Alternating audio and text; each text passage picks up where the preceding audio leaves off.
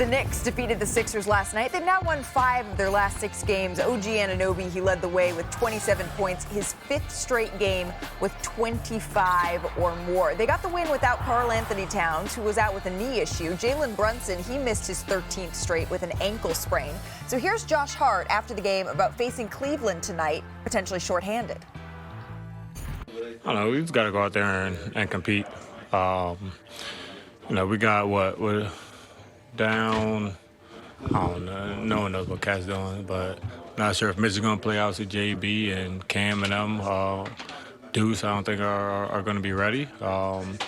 And it's the second game of a back-to-back. So, we just got to go out there and compete. I think that's the biggest thing. Now joining us, our senior reporter, Tim Bontemps, in front of a Kelly Bontemps original art piece there. Tim, let's talk a little bit more about the New York Knicks. What is the latest status of KAT and Brunson? Well, appreciate the shout on the art, Malika. And as for the Knicks tonight, Jalen Brunson will be out again. As you mentioned, it'll be his 14th straight game sitting out since he suffered that ankle sprain out in Los Angeles against the Lakers back on March 6th. Now, Brunson spoke to the media Sunday before the Knicks beat the Blazers, and he said that he's feeling better. He's making progress on that sprained ankle. He obviously needs to play 4 more games in order to be eligible for end-of-season awards, be that getting on the back end of the MVP ballot or getting on the All-NBA ballot for a second year in a row. He said, though, that his focus is to be ready for the playoffs, which will start in a couple more weeks. We'll see if he can get out there over the next few regular season games for the playoffs. He will not play tonight in Cleveland, though, but who will be out there is Karl Towns, all but certainly. He's probable to play today after missing that game last night.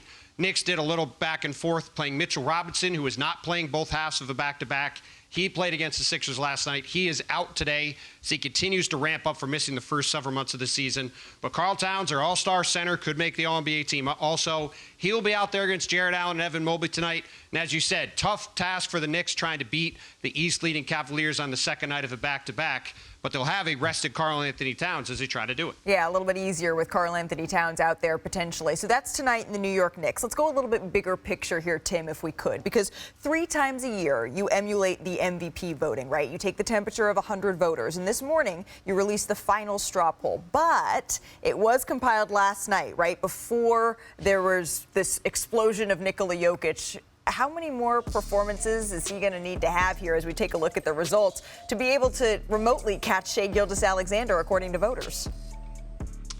Well, Malika, when you see as those results show that Shai has 77 first-place votes, you think, well, this thing is basically done, right? And I would say as of now, Shai Gilgeous-Alexander is the very likely MVP this season. However, these two guys split all 100 first and second place votes. So this really is a choice between one or the other. And it's a pretty close choice. There were several people who I talked to who said they were still not sure about how they were going to vote. And obviously this is not the exact same voting pool that's going to be conducting the vote in a couple weeks. This is just supposed to simulate what that group will look like. So we will see what happens over the next 10 days or so. Certainly if Nikola Jokic continues to have more games like that unbelievable performance he had last night against Minnesota, he's going to give himself an opportunity. And I would also say, Malika, on the other side, we're sitting here with the Oklahoma City Thunder going into this game tonight against Detroit. They still have a chance to win 70 games. I think it's safe to say if they win out and win 70 games, almost no matter what Nikola Jokic does, it's going to be very hard for Shai Gilgeous-Alexander not to win. So both guys still have a lot to play for. Right. But certainly, as of right now, I think Shai is a comfortable leader in the MVP race. I know you've said that this is not an exact replica, but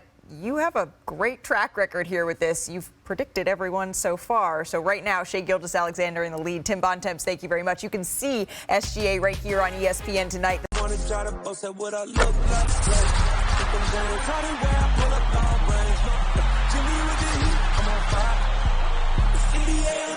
NBA,